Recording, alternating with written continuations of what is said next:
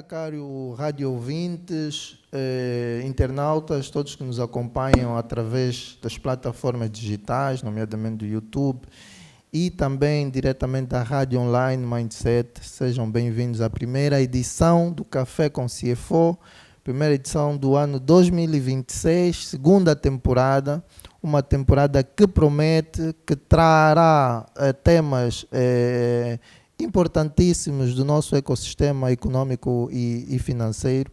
E já para começar, até porque as empresas, as instituições, as organizações, inclusive o Estado, no seu início tem de lançar um programa, um plano estratégico que vai dar sequência ao longo do exercício. Nós vamos, nesta primeira edição, falar sobre estratégia, portanto, da estratégia à execução, como é que os executivos, os CFOs, os gestores de top devem exatamente se posicionar e operar. E para esta conversa, nós trazemos o consultor Josimar Afonso, que nos vai brindar aqui com insights valiosíssimos sobre estratégia.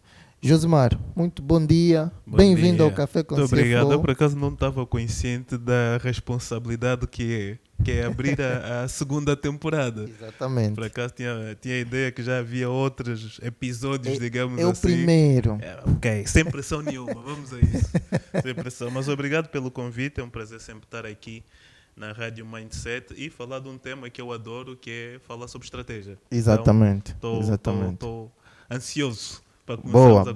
Nós também, Josimar. E temos muitos temas. Bom, deixa-me fazer aqui uma breve apresentação do Josimar. O Josimar é consultor econômico, não é? Com especialização em estratégia. Tem passagens por multinacionais, como por exemplo a KPMG, onde fomos colegas, inclusive. Né?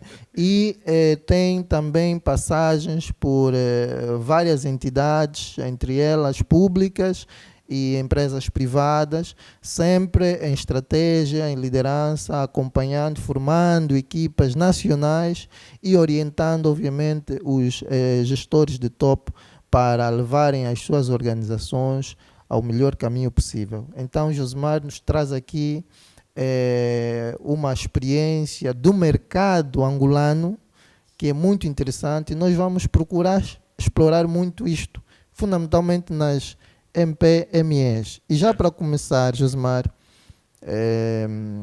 tu és especialista em estratégia, fizeste recentemente uma formação, não é, em Harvard. Quer dizer, Josimar esteve em Harvard, né? É um privilégio também tê-lo aqui. Fala-nos um pouco, Josimar, antes de falar do que é estratégia, fala-nos um pouco desta formação em Harvard. Ok. Bem, dito sempre assim parece maior do que parece. Eu, na verdade, gosto de estratégia desde que me lembro. Okay? Vou dar só um histórico básico de como é que eu cheguei até Harvard. Certo.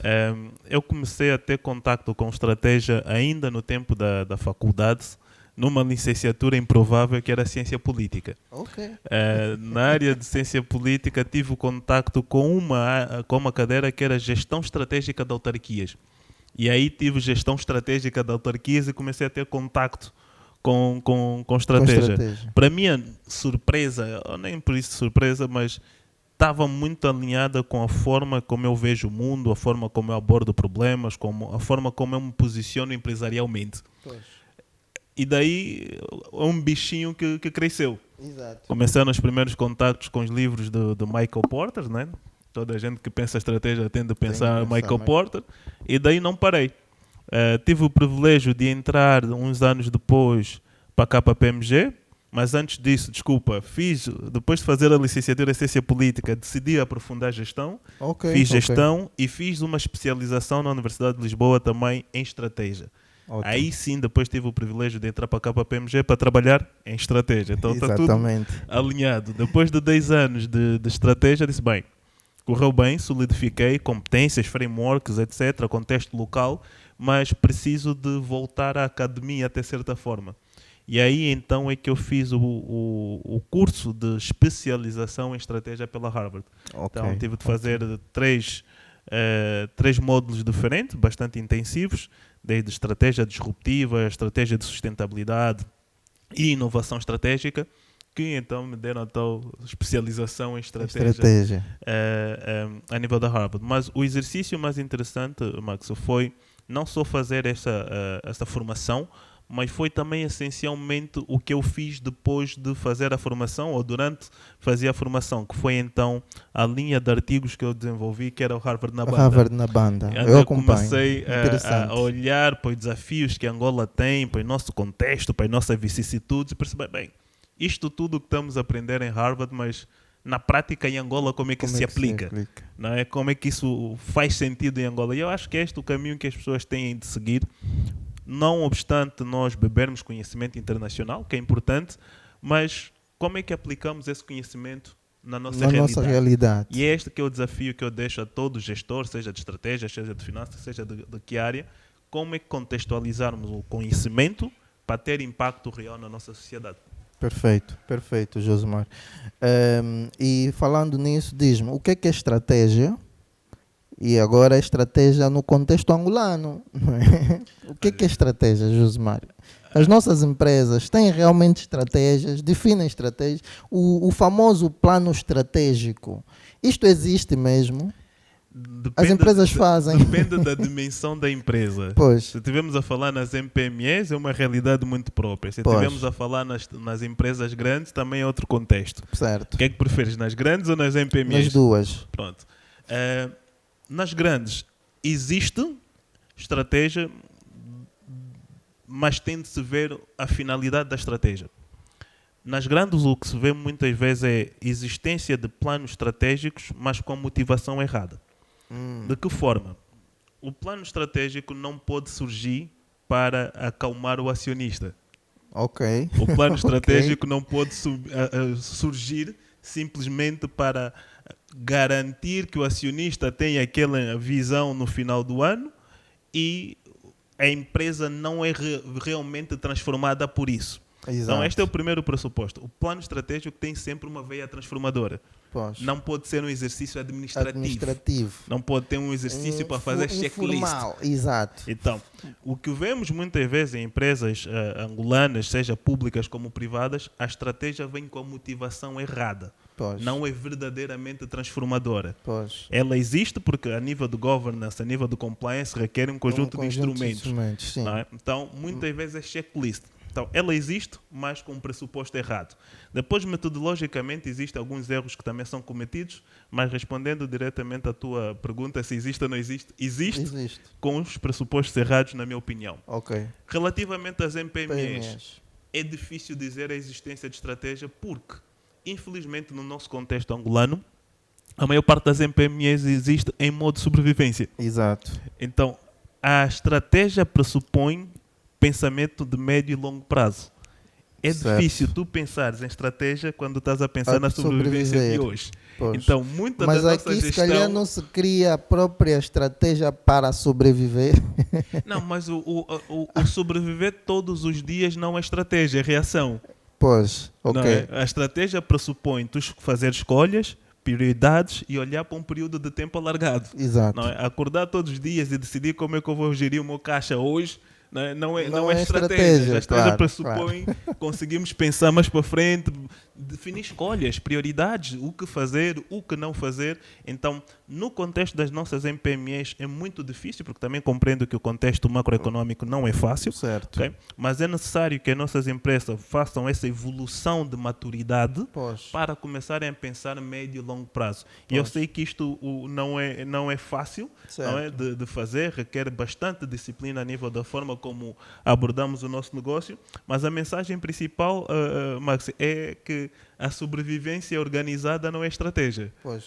A sobrevivência organizada não é estratégia. Exatamente. É mesmo sobrevivência. É sobrevivência. Infelizmente é isso que nós estamos a fazer. Não é? Sem desmerecer todo o esforço que está por trás dele, não é? Pois. Josemar, diz-me, tanto das empresas que tu passaste por muitas, inclusive por entidades públicas que lidam diretamente com empresas, não é? E que têm a responsabilidade também de criarem instrumentos que permitam com que as empresas possam operar de forma normal, né, no dia a dia. Como é que tu tens visto isso, esta colaboração entre estas instituições e as empresas, por um lado, e por outro lado, que erros, vamos assim dizer, as empresas têm cometido para elaborarem e executarem as suas estratégias. Aí, mais uma vez, acho que eu vou contextualizar entre pequenas e grandes. Pequenas e grandes, porque... Vamos cair mais para as MPMEs. Ok, perfeito. Eu acho que nós, em Angola, temos uma mentalidade de silo. Infelizmente. Silo. Ou seja, temos várias entidades que não comunicam, nem estão abertas uma para as outras. Pois, isso realmente é um... Olha, eu recentemente estive a falar, desculpa lhe cortar, com uma gestora pública e elas estão a fazer um trabalho que precisam de informação dos outros setores. Certo. E ela não consegue. Já todos passamos por aí.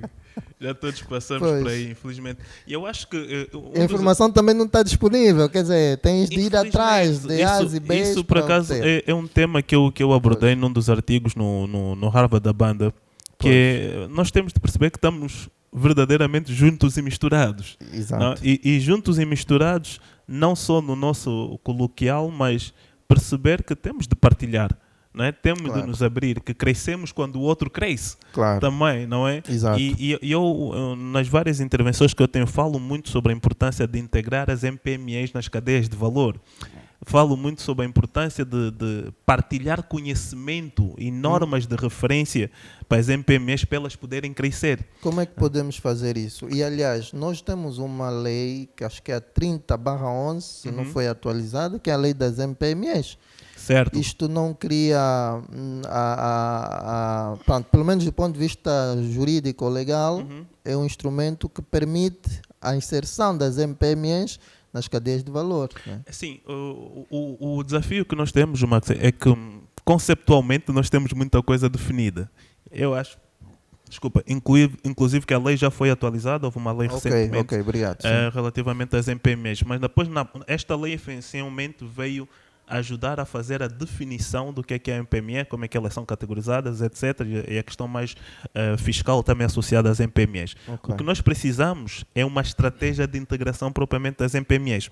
Eu posso lhe dar um exemplo claro, porque também fiz um artigo sobre isso, sobre a integração das MPMEs nas cadeias de valores. Existem estudos, claro, que as empresas grandes, vamos chamá-las empresas âncoras, que conseguirem trazer MPMEs para a sua cadeia de valor e a garantirem a formação, capacitação dessas empresas, têm ganhos econômicos 2 ou 3 vezes mais.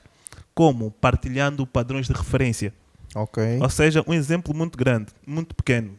Pensamos numa empresa âncora, pensamos numa Refriango, por exemplo. Certo. Que tem desafios a nível de logística, tem desafio a nível do setor produtivo. Certo. A partilha do que são os padrões de referência da Refriango com o pequeno e a capacitação desses pequenos em linha com esses padrões de referência vai permitir a Refriango ter ganhos econômicos 2 ou 3 vezes mais. Por outro lado, a MPME tem garantia e tem um contrato real. Exatamente. E aí já lhe permite fazer o que nós estamos aqui a falar de pensar futuro. Porque é muito difícil pensar futuro quando tu não tens um contrato que te segura. É verdade, é verdade. Então, mas isso só vem se nós profissionalizarmos as MPMEs. E aí é que eu acho que os players grandes têm um papel muito importante. Mas estão interessados nisso? Deveriam se fizessem um exercício econômico, porque na verdade eu acho que o exercício econômico não foi feito. Vê-se muito na lógica do erro e não no que é o potencial. Potencial, exato. E só para concluir, Max, perguntaste-me sobre o que é os erros comuns que essas empresas cometem. As MPMEs a nível de estratégia. Não vou entrar ainda em grandes detalhes, mas vou entrar em algo que é um clichê que é importante desmistificar, principalmente a nível dos nossos empreendedores, a nível das MPMEs, que é intenção não é estratégia. A intenção é, quando pergunta qual é a tua estratégia, é para eu quero crescer. Eu quero ser o melhor do mercado. Não, isso é a tua intenção. Não é a tua estratégia. O que é que vais fazer para chegar aí? E aí começamos a falar da estratégia. Né? Mas quando perguntas o que é a tua estratégia, pá, é o desejo, eu quero ser. Crescer. Não, desejo Todos não querem. é estratégia. Então, esse é um erro que temos de começar logo a matar do princípio, diferenciar o que é o desejo e o que é efetivamente a estratégia. Estratégia, pois. Josemar, tocaste, ainda falando da questão da inserção das PMEs nas cadeias de valores, e olhando para o nosso contexto, portanto, eu acho que será desafiante. Sim. Mas eu acho que se começarmos hoje, tanto daqui a 5, 10 anos, teremos obviamente casos de sucesso. Claro. Isto é um facto. Só temos de começar. Isto é um facto. Mas agora, que estratégia deve ser implementada, e ainda bem que tu escreveste sobre isso, para que isto seja uma realidade? Assim. Porque há muitas, por exemplo, há questões de falta de confiança, certo? Não é? Há questões de segredos de negócio. Certo. E pronto, e há um conjunto de questões viradas mesmo às capacidades, porque acredito que, por exemplo, quando fala que a Refriango, se passa aqui a publicidade, um exemplo exatamente, mas suponhamos que ela queira terciarizar a produção de... Ou seja, ali são pequenos elementos, né, que deverão ser produzidos por essas PMEs. Certo. É neste sentido. Sim. O que eu estou a dizer é o que é que os players grandes hoje em dia sofrem? Não é? Sofrem com MPMEs, com prestadores de serviços que não conseguem cumprir com certos padrões de qualidade. Né? Não cumprem com os chamados SOPs, né? o Standard Operating Procedures, não cumprem com os tais SLAs, não cumprem com essas coisas todas. Exato. Este é o problema que elas lidam. Pois. O que é a solução? A solução não é de todo o que acontece substituir. Muito em Angola. Vai embora, vem outra. E o outro não faz muito melhor. Em Angola é o player grande acaba por criar ele próprio empresas para prestar serviço a si mesmo. Exato. Não é? Exato. Vimos isto em vários setores. Sim. Né? Depois ficam com a cadeia toda. Exatamente. Sim. Fazem integração vertical, horizontal, ficam com a cadeia toda. Mas no final do dia, isto mata a economia. Pois. Não é? Porque não estamos a criar a capilaridade necessária que a economia precisa. Não está a dar espaço para ti, não está a dar espaço para mim. Claro. Então, o que é que tem de acontecer? E isto é um apelo aqui, não querendo colocar pressão aí na PEM, mas é a estratégia que o INAPEM tem de trazer para cima da mesa e dizer: grandes, temos de fazer a integração das PMEs nas vossas cadeias de valor. Como disseste bem, não vai acontecer do dia para a noite e nem é a nossa expectativa que todas as PMEs e todos os players âncoras adiram a isso. Pois. O que é que eu sou muito apologista, Maxi? É pilotos.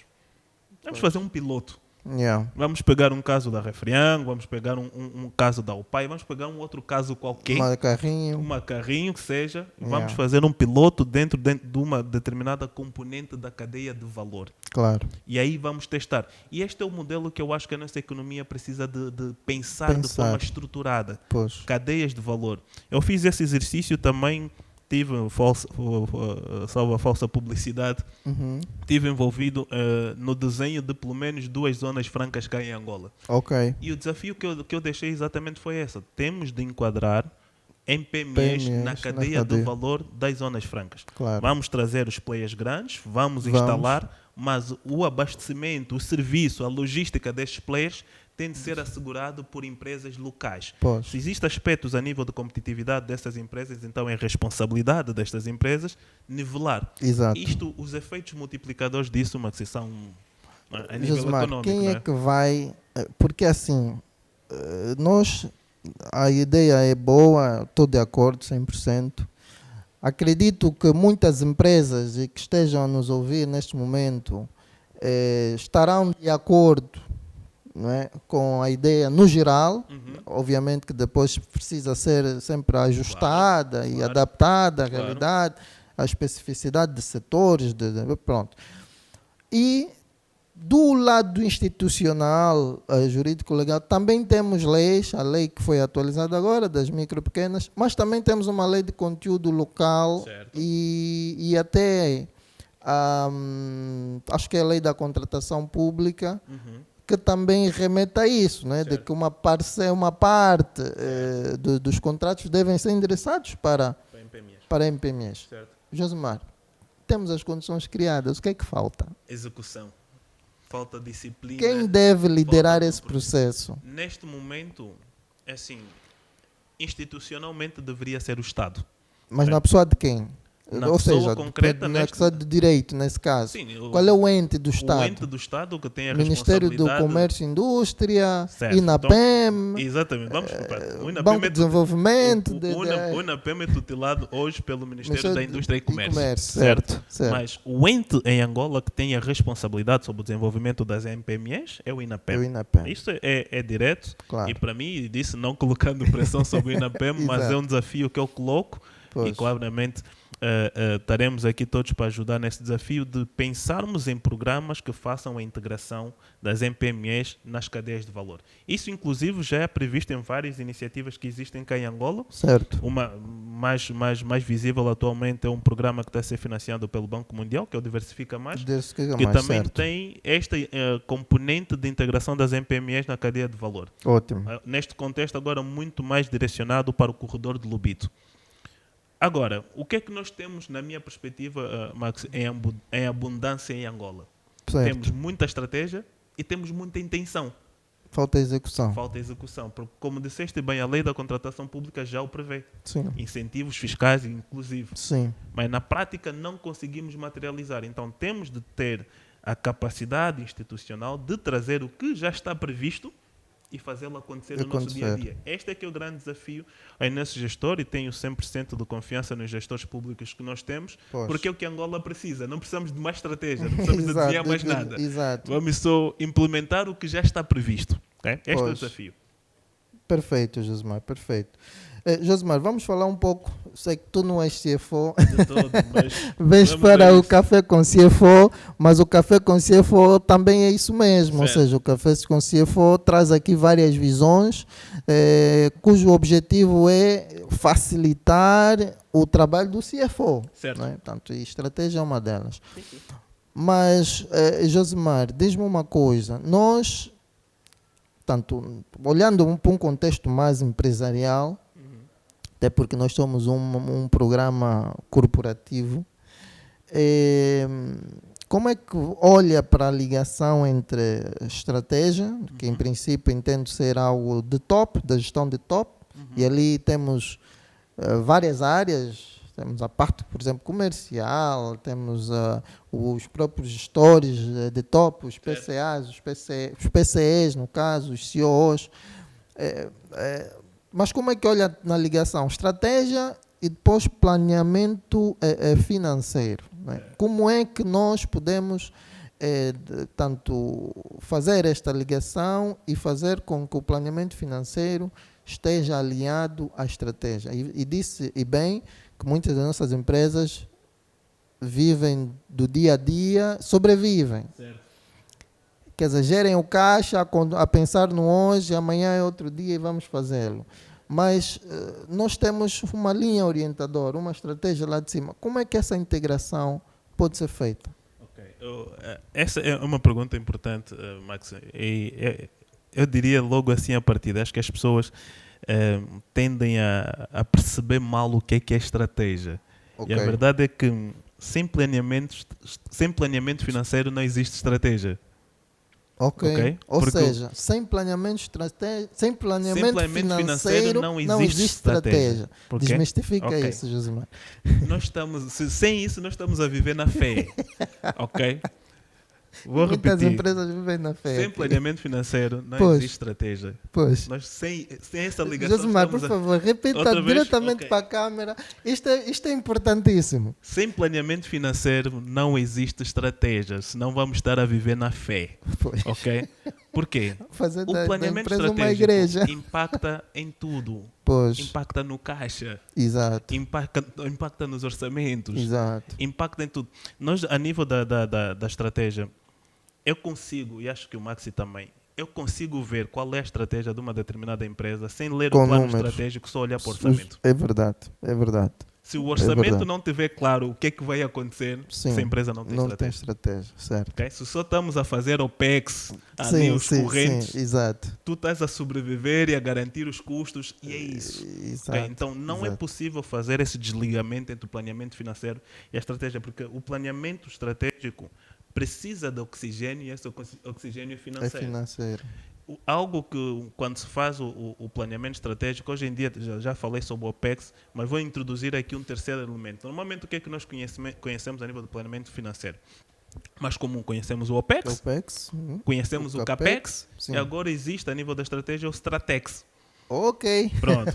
O STRATEX fecha o ciclo, porque o STRATEX é garantir que a minha estratégia tem orçamento para ser executada. Ótimo. Fora do que é o OPEX, que já conhecemos todos, fora o que é o CAPEX, são outros investimentos estratégicos, mas a tua iniciativa de transformação digital precisa de um orçamento. Exatamente. E esse orçamento não vai estar no OPEX. Pois é. Nem vai estar no CAPEX, porque esse tem outras coisas, né? Imobilizado principalmente. Certo, então, é necessário que o nosso planeamento financeiro exista para sustentar, inclusive, a estratégia. Porque caso contrário, aqui falando de forma muito direta, às vezes eu sou muito bruto nas minhas abordagens, uma estratégia sem números, sem impacto financeiro é opinião. Claro. Estamos a discutir opinião só. Claro. Eu acho que estratégia tem impacto. Claro. Né? Tem impacto no caixa, tem impacto nas margens, a definição de margens vem da estratégia também. Então não é possível, Max, na minha perspectiva, fazer planeamento financeiro sem estratégia ou fazer estratégia sem planeamento financeiro. Os dois têm de andar de mãos dadas. Sempre. Como mensurar, como acompanhar, como monitorar este alinhamento? Que indicadores, por exemplo, ou seja, que métricas, não é? Nós podemos, as empresas podem criar para garantir que o plano financeiro, que a estratégia está a acompanhar o plano financeiro e depois que os objetivos que estão criados estão a ser alcançados. Ou em que medida eles estão a ser alcançados? Aqui tem duas dimensões que é importante separar, Max, do que disseste. Tem indicadores muito próprios para acompanhamento de estratégia. Certo. Depois tem os outros indicadores que são mais numa natureza financeira. Financeira, certo. Pronto. A nível do acompanhamento da estratégia, existem os famosos KPIs. Não é? Depois, certo. Algo que eu gosto muito de fazer a diferença é o que são KPIs de output versus o que são KPIs de outcome. Sem entrar em grandes academias sobre o assunto. Exato. Mas uma coisa é nós mensurarmos o resultado de determinada ação, né? Outra coisa é nós mensuramos o impacto transformador daquela ação. Exato. Né? E eu acho que o foco tem de estar no impacto transformador da ação. Então, que são os tais KPIs de outcome. E é aí que a gente tem de começar a olhar, não só no setor público como no setor privado. Não é o número de iniciativas de transformação digital que nós lançamos, isso conta pouco, mas é o número de clientes que passaram a adotar o canal, que transformaram-se e passaram a ser usuários daquele canal, por exemplo. Aí estás a medir a transformação, não estás a medir o resultado do trabalho, que é o tal output. Isto tem acontecido? Isto não tem acontecido, por isso é que eu aproveitei fazer o apelo. Aproveitei fazer o apelo porque eu acho que é uma abordagem... Que, por exemplo, e eu vou explorar isso porque tu normalmente estás dos dois lados. Estás lado público, do Estado, né? Consultorias a instituições do Estado, e estás no privado. Onde é que isto se verifica menos? No setor público, infelizmente. E é necessário os estudos de impacto. Mas, por exemplo, se nós tivermos os programas, projetos, mas normalmente são plataformas, não é? De monitoria, avaliação. Eles não nos levam aos tais estudos de impacto, não nos levam a ter esse... Os estudos do impacto são importantes, existem, mas têm de realçar mais uma vez, o tal efeito transformador. O que nós vemos muitas vezes nesse estudo, nesse contexto, é que nós avaliamos muito o resultado da atividade, né, que é o tal output. Quantos programas foram lançados? Né? Quantas famílias foram beneficiadas? Exato. É o output do programa. Agora, tu temos de olhar para a transformação. Não é só quantas famílias, mas como é que eles mudaram a sua vida a nível de renda. Né? Num programa de educação, quanto a nível de literacia... Num programa como o Cuenda, por exemplo. Por exemplo, não só quantos milhões é que metemos cá fora, certo, que é o output, certo, mas como é que transformamos vidas de pessoas. de O que é que mudou? Certo, Não é? certo. Então, acho que a conversa tem de estar mais aí. Claro. Não é quantos milhões output, é como é que a vida das pessoas foram Foi transformadas. E é isso que nós temos de começar a mensurar. Ok? Relativamente à questão dos indicadores financeiros, aí eu acho que são os que tu conheces melhor do que eu. Né? Eu acho que temos de olhar para aspectos a nível de... Principalmente no contexto das MPMEs. Caixa, liquidez, sim. Eu já tive com liquidez, MPMEs que não controlavam caixa diário. Eu sei que para nós aqui é tipo, como assim?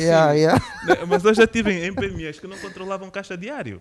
Mas faziam muito dinheiro, né? Mas faziam dinheiro entrava, saía, chegava no final, estamos numa situação financeira difícil. Como assim? Deixem de ver o vosso caixa. Nós não temos isso. Isso é o quê? Então, controlar a caixa. Quer ter um exercício de controlar a caixa. Outro exercício que eu acho que é importante é margens. Saber definir margens. Antes estávamos a conversar sobre as margens. As margens são extremamente importantes para a sustentabilidade do negócio. Então, o controlo de margens é crítico. E o controlo de margem toca numa parte que eu acho que é importante, que é o pricing. Definição de preço.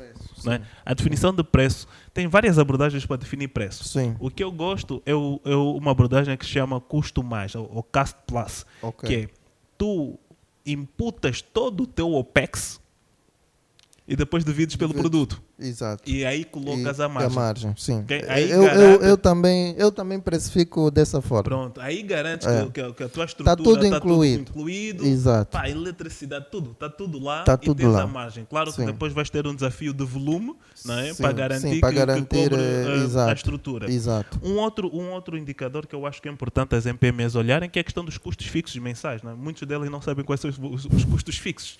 Não é? Não organizam a contabilidade também. Então, é algo que eu acho que vale a pena olhar também. Claro. E, por fim, que também é extremamente importante para o contexto das MPMEs, que é o prazo médio de recebimento. Né? Até de saber quando é que esse dinheiro vai entrar. Né? E em Angola é fácil... é fácil pagar, mas é difícil receber. Sim. E isso também, aqui falando mais uma vez das relações de poder até certo ponto entre os grandes e os pequenos. Em Angola, infelizmente, vimos muitas relações em que o grande não cumpre com o prazo de pagamento, neste caso, condicionado o prazo médio de recebimento do pequeno. Pois. Né? A pessoa pensa que vai receber em 2 meses e recebe em 6. Já deu cabo dali de todo o caixa. Temos isto muito... temos isto acontecer muito com supermercados. Esses principalmente. Principalmente. E o que faz com que muitos produtores depois não querem vender para o supermercado, continuam a alimentar o mercado informal, né? Sim, porque na verdade nós precisamos disso para planear o negócio, certo? Exato. Precisamos de perceber que vamos receber em 2 meses, 1 mês, 3 meses, e aí sim fazer o planeamento de como é que nós vamos crescer. Exato. Então, se não houver previsibilidade sobre recebimentos, é muito difícil para qualquer empresa, grande ou pequena, né, fazer a sua estratégia, perceber como é que vai crescer, perceber onde é que vai investir. Né? Então, é necessário nós afinarmos essa componente da relação. Muito bom. Josemar, vamos fazer aqui um pequeno intervalo, 5 minutinhos, e vamos tomar o nosso café. Afinal de contas, esse é o Café com CFO. Que é aqui o Café Vemos, que vem da província do Uíge. Um café local. 100% angolano, produção local, que é um patrocinador aqui do nosso programa. E então, esperem por nós na segunda parte do programa. Até já. Bom dia, caros rádio ouvintes, caros internautas. Segunda parte do Café com CFO, segunda temporada. Hoje a falarmos de estratégia, da estratégia à execução, onde as empresas e organizações falham e como corrigir. E temos como convidado Josemar Afonso, ele que é especialista em estratégia, consultor de estratégia, que está aqui a nos brindar com uma aula sobre estratégia. Josemar, falamos muito sobre estratégia, sobre falhas, execução. Ainda nesta senda, eu quero que fales um pouco sobre processos. Ok. Processos, rotina. Isto importa, Josimar? Isso faz toda a diferença. Faz toda a diferença. Faz toda a diferença. É curioso perguntar sobre isso, o Maximiano, porque eu recentemente estava a falar com uma prima que é empreendedora e ela estava a ter desafios a nível do crescimento. Pois. Quer escalar, quer abrir um outro empreendimento, etc. E estava um bocadinho a consertar com ela como é que é o processo para ela poder crescer. Exato. E qual é o desafio que as nossas MPMEs têm, Maxi? É falta de estrutura, falta de conhecimento sobre como definir estrutura. Pois. Uma empresa sem estrutura não escala. Ou se escalar... Josimar, desmistifica isso. O que é estrutura? Quando eu digo para estrutura, uma PME, por quando exemplo. eu digo estrutura para uma MPME, vamos tocar no básico que tu disseste, que para mim é o mais importante também, diga-se de passagem. Processos. Okay? Formalização, e isso por acaso foi um dos conselhos que eu lhe dei.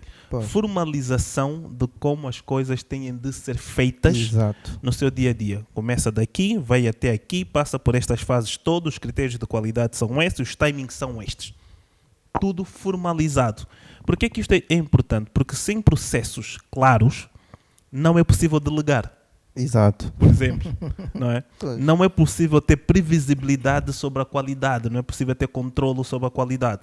Logo, dificilmente é possível escalar com sustentabilidade. Exato. Até podemos abrir um segundo empreendimento, mas o que é que vai obrigar ao dono a ter que saltar de um lado para o outro para garantir controle da qualidade? Certo. Então, o que as nossas MPMEs têm de perceber é que é importante nós começarmos a formalizar essas estruturas, começando por processos. Processo é o primeiro a ser garantido em qualquer organização, grande ou pequena. Garantir que há processos.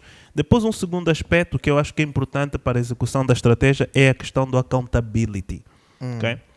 Cada processo, cada meta, cada objetivo tem de ter um dono.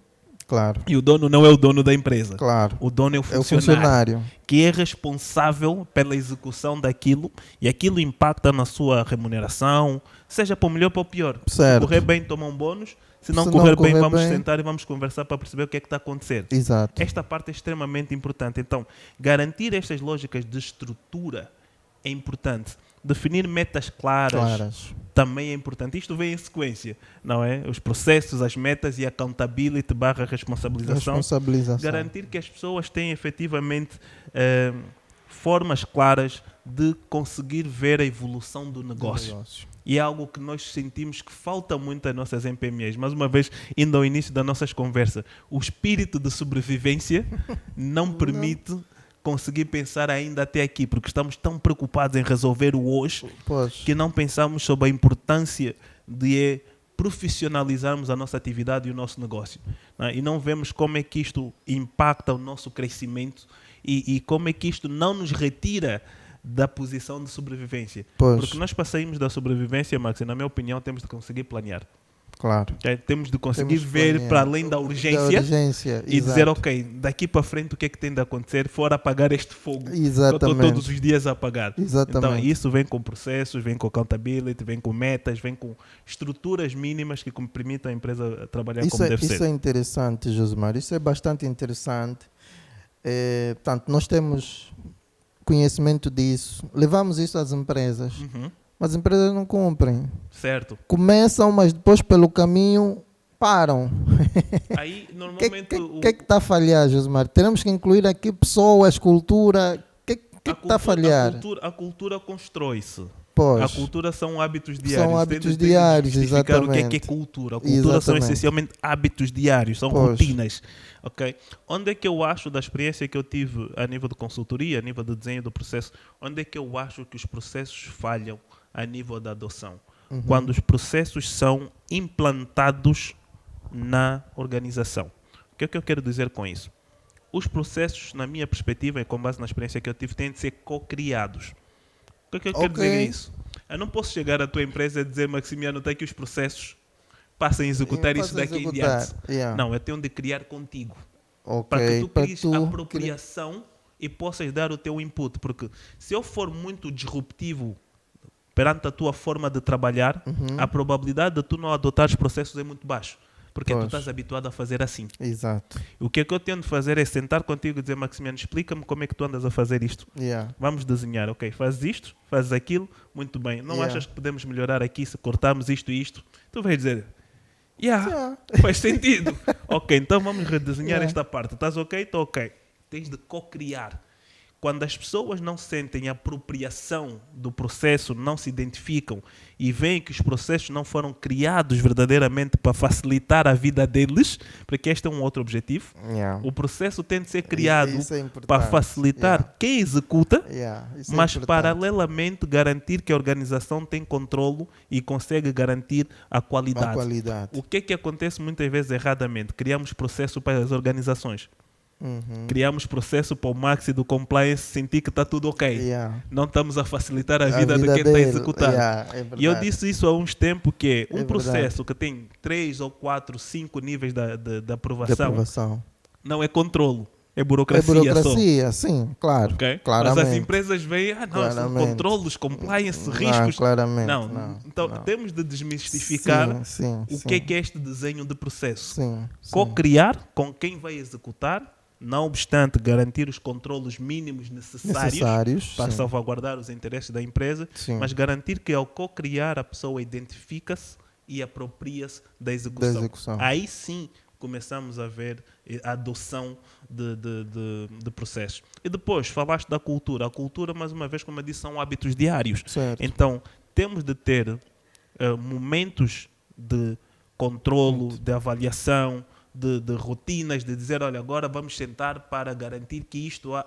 Então, é necessário as empresas começarem a ter isso. Eu também, nas minhas outras veias de empreendedor, eu fazia um exercício muito simples com a minha equipa. Todos os dias, stand-up meeting. 5 minutos. Ótimo. O que é que está acontecendo? Isso é ótimo. Bora. Tu, o que é que vais fazer hoje? Não, faz assim. Rotina. E criou-se já este hábito das pessoas saberem que, ok, o que é que eu vou fazer hoje? Né? Então, é necessário que comecemos a adotar pequenos hábitos, dia a dia, de controlo, de orientação, de guidance simples para as empresas poderem ter um norte. E aí, tendo os processos e uma cultura com este tipo de natureza, aí sim é que vemos as empresas a performarem de verdade. De facto, 100% de acordo. Realmente a gestão por processos é o melhor que se pode ter, não é? Sim. Mas eu vejo muitas empresas, as quais algumas delas que eu acompanho ou acompanhei no passado, que tanto não definiram os processos, contratam as pessoas, no final do dia as pessoas nem sequer sabem o que têm que fazer, porque as tarefas delas dependem do chefe, do diretor. Então chega, olha, faz isso, faz aquilo.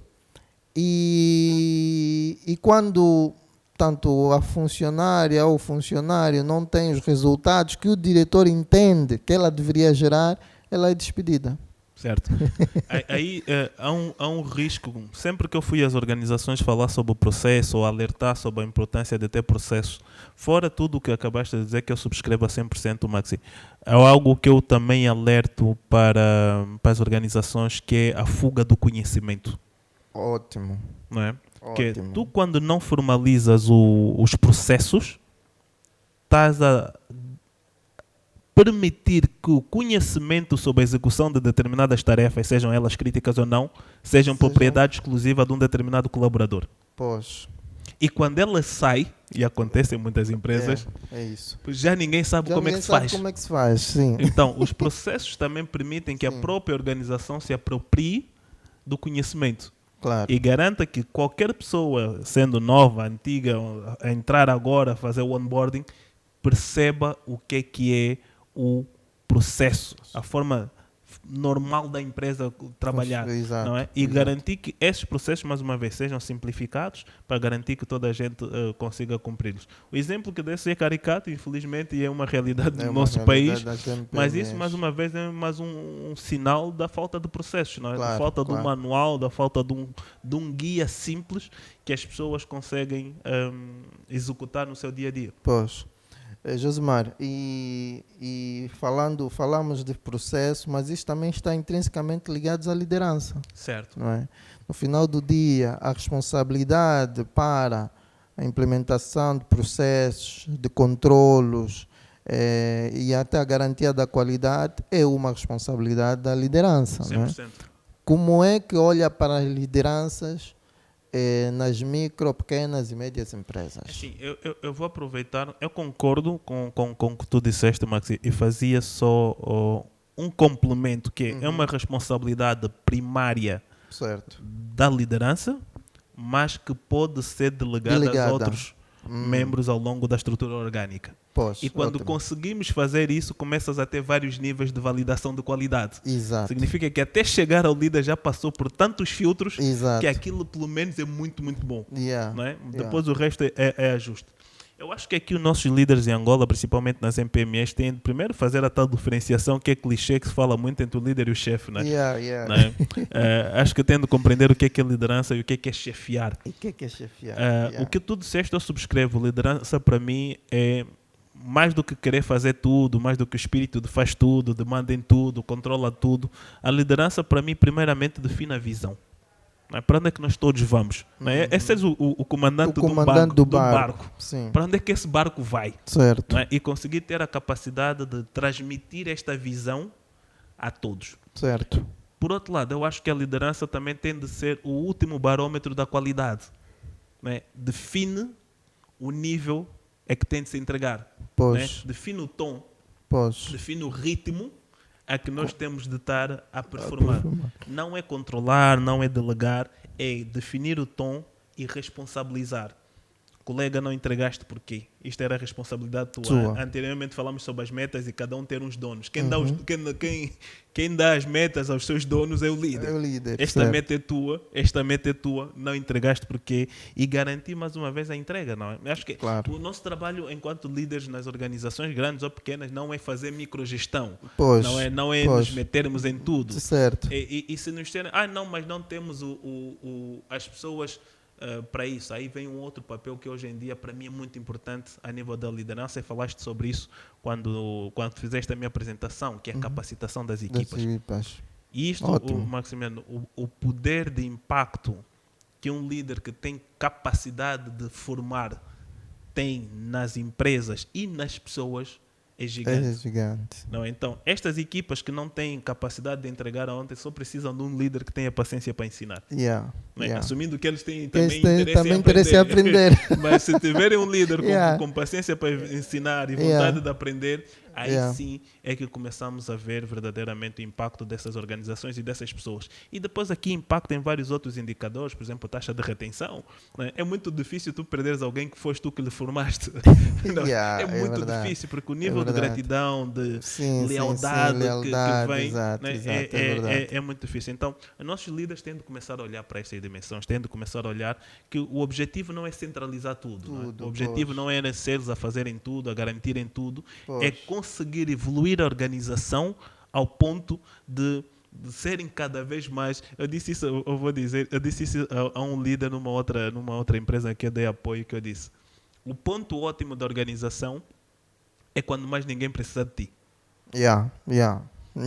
Concordo. E isso foi uma discussão que eu disse: bem, mas ninguém mais precisa de mim, já não valido nada. E disse: este é o melhor sinal que tu podias ter, que a tua organização está pronta. É verdade. Josimar, eu tenho um teste prático disso. Tu sabes que eu, há cerca de um ano, não, alguns meses, de 2 anos para cá, eu estive fora de Luanda. Portanto, e eu tenho uma empresa, que é Imaioso, e eu senti que a equipa estava pronta, estava preparada. E fui. Assumi um desafio muito bom e lá fui. E no início correu bem, mas já no segundo ano começaram a surgir os desafios. E pronto, eu tive que regressar. Porque parece que ou não havia preparado convenientemente, não é? Ou então, pronto, também houve situações de mercado, oportunidades melhores, e as pessoas também são livres, obviamente, de optarem, fazerem as suas escolhas, não é? Max, eu acho que isto tem de ser um processo gradual. Não tenho todo o contexto da tua decisão, mas o que eu digo é que isto tem de ser feito de forma gradual, Porque não pode ser assim disruptivo, né? De Claro, repente a de liderança repente, saiu e agora tem de ser um processo gradual de dar mais autonomia, de dar mais capacidade e de certa forma ir libertando o controlo. Claro. Não é? Porque não é de um ano para o outro decidir agora está aqui, virem-se. Toma autonomia, eu estou aqui. E fazer esse trabalho de phase out, né? De sair aos poucos. E eu sei que até certo ponto poderá ser assustador para alguns líderes deixarem de serem relevantes. Sim, alguns não querem. Alguns não querem deixar de ser relevantes nas organizações. Mas esse é o trabalho que nós temos de ter para as empresas poderem crescer. Não é? Porque... Olha, eu olho muito para o modelo das grandes empresas multinacionais, por exemplo. Naquela, por exemplo, que nós tivemos. São empresas centenárias. Certo. São empresas que se renovam. E já não são lá, não são os donos que estão a gerir. Sim, são as pessoas que calhar nem sabem mais quem são. Né? São gerações que já passaram gerações e já não são os fundadores, são outras pessoas. Sim. Mas isso, mais uma vez, este tipo de disciplina só é possível como? Processos, critérios, políticas, capacitação. Não é? O beabá do que nós falamos de estrutura organizacional. Isso é que permite sustentabilidade. E é isso que, mais uma vez, deixo como apelo para nossas MPMEs consigam pensar de médio e longo prazo. E isso passa por processos, passa por estratégia, passa por rotinas, passa por conseguir ter lideranças que não querem sufocar a organização. Exato. Muito bem, Josmar. Olha, estamos aqui a chegar ao fim. Eu, antes de pedir-te as tuas soluções práticas para as MPMEs, as recomendações, eu queria te colocar uma questão. Tendo em conta o ambiente econômico, tendo em conta e não cultura organizacional, mas a cultura, o ser estar do angolano, né? Da pessoa, do que é o angolano, MPMEs, o que fazer? Adaptar, resistir ou transformar? Adaptar, resistir ou transformar. Tudo. Tudo. Os três. Primeiro, resistir. Okay. Mais uma vez, em lógica de sobrevivência. Certo. Tem de resistir ao contexto econômico em que nós estamos. Certo. Não é? Existem variáveis, agora muitas variáveis geopolíticas que impactam os nossos mercados. Pois. Não obstante, agora também as próprias vicissitudes do nosso mercado, então é importante resistir, claro, né? Tendo uma visão de negócio de médio e longo prazo. Pois. Segundo ponto é a questão do adaptar, claro, não é? Que é adaptar-se a essas nuances todas, porque toda a estratégia tem flexibilidade. Toda a estratégia tem capacidade de adaptação, não, ao contexto. Claro. A estratégia não é estática, não está escrita na pedra. Então, a adaptação é importante. A lógica transformacional, por fim, não é? Mas isto é mais uma vez, se percebes, Marcelo, eu fiz uma lógica de maturidade. Resistir, depois adaptar e depois transformar. Não é? Então, esse é o caminho que eu acho que as MPMEs têm de fazer. A transformação é possível, não só a nível de impacto social que eu acho que as MPMEs podem ter. Já falámos sobre o enquadramento das MPMEs nas cadeias de valor, mas eu queria salientar a importância das MPMEs na nossa economia. Em quase todos os mercados, em quase todos os países, as MPMEs são um backbone da economia. Certo. Mas no contexto de Angola, ou no contexto de países africanos, de países emergentes, eu acho que é ainda mais importante. Por quê? As MPMEs chegam onde os grandes não chegam. Não chegam, sim. Não é? São o elo de proximidade com aquele cidadão que não tem acesso a determinados agentes econômicos. Exato. E aqui podemos falar em vários setores, né? Na saúde. Sim. Não é? Clínicas de proximidade, sim, pequenas farmácias, sim, não é? Postos médicos. Postos médicos, sim, sim, não é? Sim. Na parte agora financeira. E há inclusive enfermeiras ou enfermeiros que nas localidades em que vivem, que não tem nenhum posto médico, eles fazem esse serviço. Exatamente. E aplicam injeções. Aí para mim é que vem a tal lógica da transformação. Mas para Pois. nós chegarmos nessa lógica da transformação, primeiro resistir a este contexto agreste, Exato, exato. adaptar-se rapidamente e começar a pensar em transformar. Pois. Porque o papel que as MPMEs podem ter em Angola é brutal. Mas pelo menos precisamos de capacitá-las e precisamos de criar um framework onde elas possam prosperar. Pois, perfeito. Josemar, só aqui uma provocação. Quando é que achas que nós, Angola, sairemos deste ambiente menos favorável, esse ambiente econômico menos favorável? Assim, olhando, e os estrategistas são bons a olhar médio e longo prazo, qual é a sua perspectiva? Quando é que acha que a economia pode dar aqui uma... Sendo muito sincero, Pois. sobre esta opinião, é muito difícil dar um prazo ou um tempo para isso, porque eu vou te ser sincero, Max, tudo depende, hoje em dia, com experiência, eu digo que tudo depende de vontade. Porque nós temos as condições todas reunidas. Ok. Tirando os critérios agora, as questões atualmente a nível de restrições orçamentais que o governo tem, etc, etc. Mas nós temos as condições reunidas. Temos políticas, temos estratégias e estamos a criar cada vez mais instrumentos. Exato. O que é que precisamos? E volto ao comentário que eu fiz anteriormente. Precisamos de disciplina de execução. Porque num cenário em que os nossos entes que tenham poder de decisão tenham disciplina de execução, vejo transformação em 3 a 5 anos. A tal diversificação econômica que nós estamos a falar, controlo cambial, 3 a 5 anos. Mais disciplina, com disciplina militar. De execução. Militar. Disciplina militar.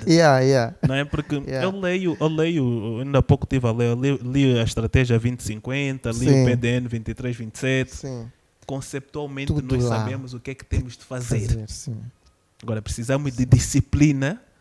E é uma coisa que se diz muito na estratégia, Maxi, a estratégia é muito trade-offs. Né? O que fazer e o que não fazer. É escolha. Pois, a escolha, sim, né? Sim. E temos de fazer a escolha de dizer é isto que queremos fazer independentemente. Exato. Não é? E eu acho que esta decisão ainda não foi tomada. Yeah. Compreendo que há vários viés, várias urgências, várias coisas que condicionam a execução da estratégia, mas quando tivermos este alinhamento de país e dizer que a prioridade é esta, eu acho que começamos a ter essa transformação. E é algo que eu acho que também é importante, que é, mais uma vez, para mim, falta de estratégia. E eu fui crítico e sou crítico aberto do Prodesi nesta componente.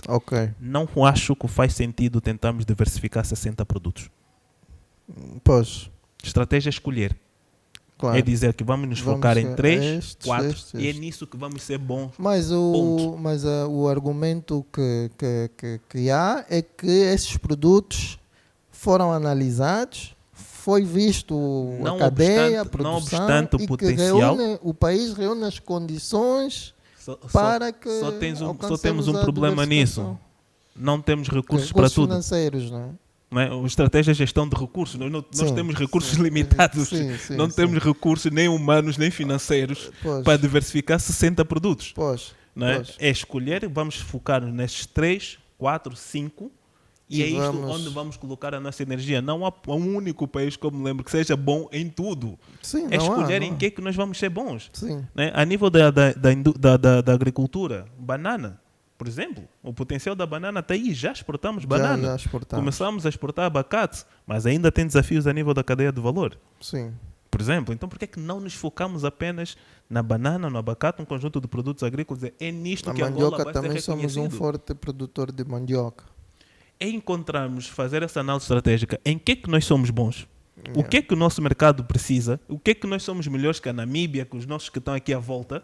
Ok, são estes 3 ou 4? Os nossos produtos serem competitivos lá 5, 10 anos só vamos nos preocupar nisso. Não precisamos de tentar fazer tudo. Não, vamos escolher o que é que vai fazer mais sentido para a nossa estratégia. E isso tem de ser um compromisso de país. E outra coisa que eu acho que é importante também deixar isto claro.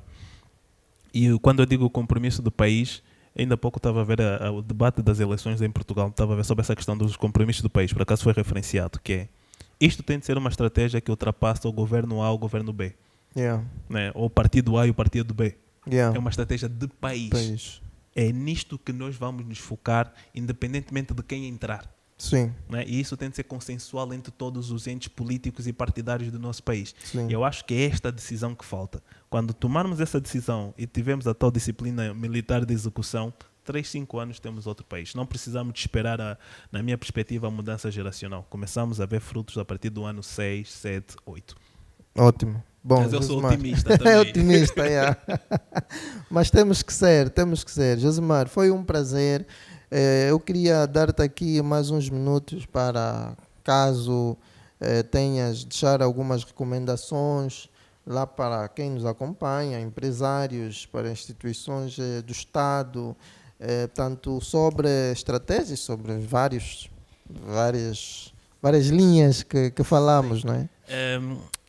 Eu tenho uma visão Josemar, manda lá para eu tenho uma visão muito abrangente sobre muitas coisas, mas quero falar especificamente sobre o que é que vai ser, na minha perspectiva, o mercado angolano nos próximos anos e principalmente para as MPMEs. Okay. Eu vou dar um contexto muito simples sobre também a minha origem, mais uma vez, a minha história de vida. Eu saí de Angola com 10 anos, fui estudar para fora. Certo. E voltei a algures em 2016, fevereiro de 2016 concretamente. E durante o período que eu estive fora, eu caracterizava Angola como uma economia de oportunidades. Oportunidades no sentido de recompensavam quem conhecia decisores. Exato. Recompensavam quem tinha acesso a importações, quem tinha acesso àquilo e acolá. Certo. Nos últimos anos, desde que estou cá, eu acho que Angola não vai ser só uma economia de oportunidades, mas vai ser uma economia de eficiência. Vai ser uma economia de competência. Nós estamos a entrar numa fase em que vamos e temos de obrigatoriamente começar a recompensar os melhores. Pois. E é o que eu sinto, que já não basta tu conheceres o A, B, C ou D, tens de ter competência também para entregar. Certo. E isto é valorizado. E eu acho que é o caminho que nós estamos a seguir. E o apelo e o repto que eu deixo para as MPMEs e para todos os empresários que estiverem a nos ouvir, a nos acompanhar, a próxima economia em Angola vai ser a economia da eficiência, da competência e da entrega. Vai ser ganho pelos mais disciplinados. Vai ser ganho pelos que estiverem melhor estruturados a nível de estratégia, a nível de processos. Okay? Vai ser uma economia extremamente eficiente. Por isso, invistam na capacitação, invistam em criar estruturas sólidas que vos permitam crescer, escalar de forma sustentável. Perfeito. Perfeito. Josemar, muito obrigado pela tua presença. Obrigado, o tempo foi curtíssimo. É sempre. Quando a conversa boa é sempre. Foi curtíssimo. Mas pronto, se calhar esperamos ter-te aqui mais vezes para falarmos sobre, se calhar, assuntos um pouco mais específicos, não é? Certo. Porque há ali muita coisa para explorarmos. Certo. Bom, a quem nos acompanhou, portanto, tivemos aqui na primeira edição do Café com CFO. Hoje não trouxemos um CFO, mas trouxemos um consultor de CFOs e que trouxe aqui insights valiosíssimos para que empresas e entidades públicas e privadas possam aproveitar e transformar as suas organizações. Portanto, o Café com CFO voltará daqui a 15 dias e esperamos por vocês para mais um tema candente da nossa economia e Deus abençoe Angola. Então, estamos juntos e até lá.